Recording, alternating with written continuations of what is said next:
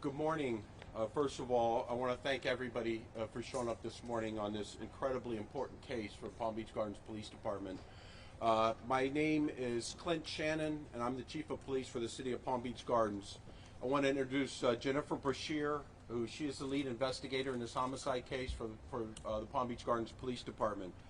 I also want to introduce our partner agencies who assisted us and played an integral role in this investigation. First of all, from the Palm Beach Sheriff's Office,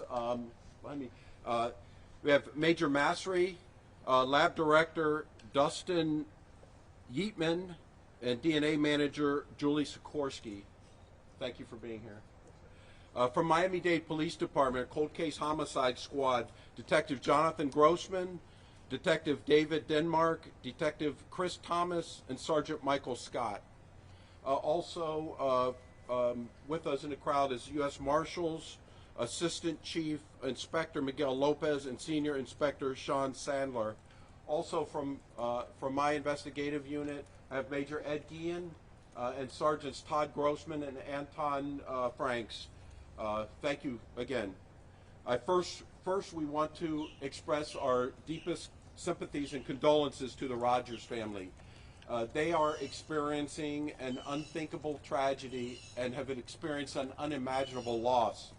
I met with them this morning and made sure that they knew we stand beside them through all of this, and we will continue to.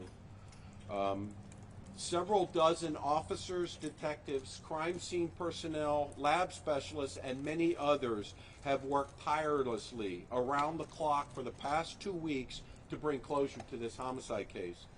This investigation has been extremely challenging from the beginning. Since Tuesday, November 16th, our investigators have received and followed up on numerous phone calls and other tips. Through their diligent work, our community support, we're able to discover key pieces of evidence and develop probable cause for the arrest of Simi Lee Williams. His date of birth is 7/18/1982. He's 39 years old. He was taken into custody last night in Miami for the charge of first-degree murder. He appears to be a homeless drifter spending most of his time in the streets of Miami. I want to go over a little bit, and I'll provide copies of his criminal history.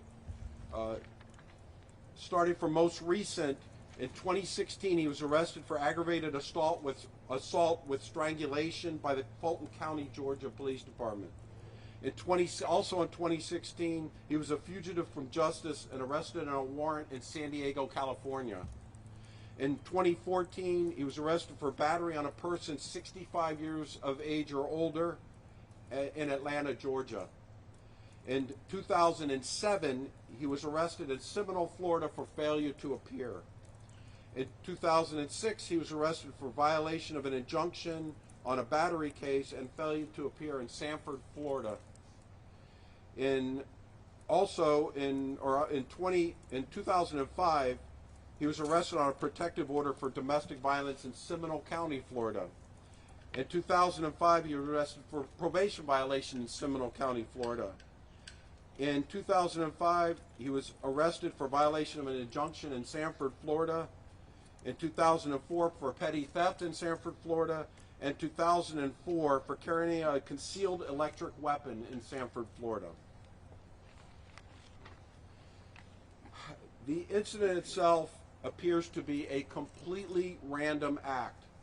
We do not have a motive in this case, and I would best describe it as an innocent child victim having a chance encounter with a very violent criminal. With that being said, I also want to go in and discuss some of the non-release of information that the Palm Beach Gardens Police Department has held back over the past 2 weeks. The Palm Beach Gardens Police Department had a well-founded concern with releasing information that would harm the integrity of this investigation and possibly hinder our ability to solve this homicide case. There's some information that's been disseminated has been inaccurate or based solely on speculation by so-called experts that have absolutely no direct knowledge and have not been involved in our investigation whatsoever. While we understand the public's concern and the desire to know what happened, it is outweighed by the need to solve this case so we can protect the public. I wanted to mention the outpouring of support that we have gotten, and especially through Crime Stoppers. We had not gone public because we got to the point where the investigation was moving very rapidly, but a special thanks to Sheriff Rick Bradshaw. He called me the other night. They immediately pledged $25,000 toward the reward money with Crime Stoppers, along with various other community groups, the Palm Beach Gardens, Police and Fire Rescue Foundation, athletic associations and citizens that drove the total reward amount to over $50,000. Our community in Palm Beach Gardens, the support for our police department and for law enforcement continues to be absolutely amazing. That's the only way I can describe it. We also received incredible support from the agencies that stand here together with us.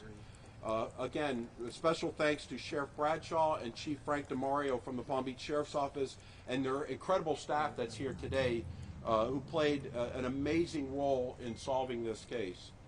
Also, I want to personally thank Miami-Dade Police Department Assistant Director George Perez and the members of the Cold Case Squad that are here today. They literally dropped what they were doing and rolled out the red carpet to assist us. And their assistance was, again, absolutely amazing. The U.S. Marshals Fugitive Task Force, and they're here. They continue to be a partner with us, adopting cases. Again, incredible. And I also wanted to point out, they could not be here this morning, but the Palm Beach State Attorney's Office, State Attorney Dave Ehrenberg and Assistant State Attorneys Reed Scott and Alethea McRoberts, they've been our partners every step along the way with this case, and will continue.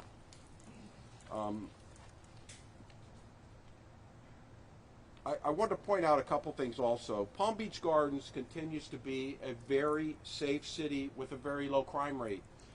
This just emphasizes the fact that an incident of this nature could absolutely happen anywhere. You know, people need to always be vigilant and aware of their surroundings wherever they are.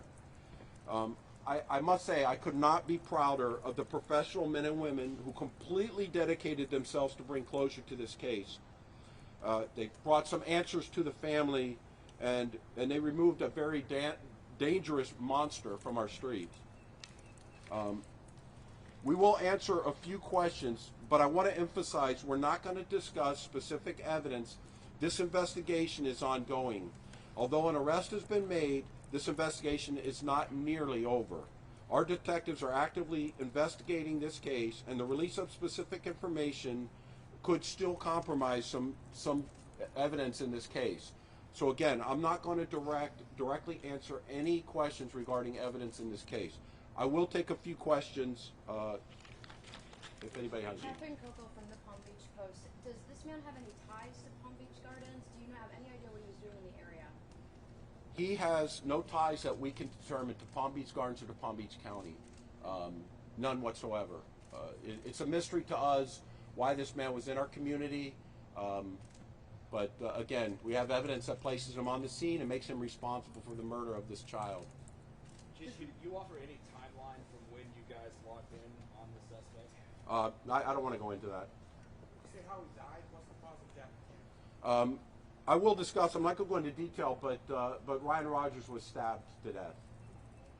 Chief, can you elaborate on the encounter between Ryan and the suspect? How this happened? I can't, other than saying it appears to be an absolute chance encounter between a child on a bicycle and an animal that probably should not be out on our streets. Chief, you just read Mr. Williams' rap sheet to us. Do you believe he should have been out on the streets, or should he have been locked up? People can draw their own conclusion on that. Chief, can you tell us anything? Is he the only one responsible? We do not have any information that anybody else is responsible. Is anybody going to be collecting the reward? You did say it's now over $50,000. No, not at this point. Have you had any previous encounters with him? We have not. Chief, can you tell us anything about him? You're calling him a vagrant. Did he have an address at all? Who was supporting him? How did he have a phone? We're still working on that. That's still part of the investigation. We do not have an address on him, and that's the only way I can describe him right now. He appears to be a homeless drifter. He has spent most of his time on the streets of Miami. Did he confess to what he did? I'm not going to discuss that. And does he walk? What is his means of transport from Miami? Various means of transportation, and we're still working on that also. Was he living in the woods? Do you have any idea how long? We don't have any information to that. Chief, Can you say if the crime how happened- did you find Ryan's body? What condition was he in, or can you explain? I'm not. With respect to the family, I really don't want to go into that. Can you Would you say explain the how? crime happened on Central Boulevard where he was found, or possibly somewhere else? It appears to have happened where his body was found, and again, he was stabbed. Can you detail if you used social media to help track him down in Miami? Including YouTube? Yeah, I'm not going to discuss that. I'm not going to discuss But you that. did see his There's been a lot of misinformation that's been put out on social media on this case. One of the things we even became concerned about, there was even some suspicion pointed toward the parents in this case. And I got to tell you, the parents have been nothing other than forthright and cooperative with us. Again, I met with them this morning. We can't even imagine what they're going through right now, but we stand beside them, and we're going to continue to support them throughout this process with any way that we can. Can you share some of that meeting with the parents this morning? What you told them, and a No, little bit of what they private, shared with you? private. Early in this investigation, there were some concerns about a person in the area wearing a mask. Do you have any reason to think that this is connected to this man? We did put out an official statement from our department that indicated that we investigated a couple of those incidents, and they have had absolutely no ties to this case. Chief, we know that this case has such a huge impact on this community. Can you talk about the importance of this day and the importance of such a big break in getting someone in custody? That's why I made the comment I could not be prouder of the men and women. Some of these people that are standing behind me with me and in the crowd are some of the best that our profession has to offer. They worked tirelessly, nonstop. Many of us, I can't tell you when any of us had any sleep lately. Their efforts solved this case, and I cannot be any prouder of the people. I've been in this business for almost 43 years, and this is a shining moment when I look at my personnel and everybody standing up here. They're rock stars. Do you have Chief, any you reason to have a believe he's DNA involved? lab Random people act here. by a monster, to use your words. Should there have been more of a warning to the public? Again, we put out what we felt was necessary to protect the public. We were working on investigative leads. We're not going to compromise the case. Was he involved in any other Say it was crimes? a bicycle accident. Why was that Facebook post published? I can't speak for Mom. Do you have any reason to believe he was involved in any other crimes or could be tied to any other crimes? That's going to be part of the ongoing investigation. Absolutely. Chief, you had the DNA people here giving them some congratulations. Was DNA essential? I'm not going to discuss the evidence. And Chief, we still don't, or you're not elaborating on as to what brought him here, why he was here, was he visiting somebody? We don't know. We don't know. Again, that's going to be part of further investigation in this case. Can you talk a We little don't have any ties of putting him to Palm Beach Gardens or to Palm Beach County How long has he been on your radar, Chief? during this investigation.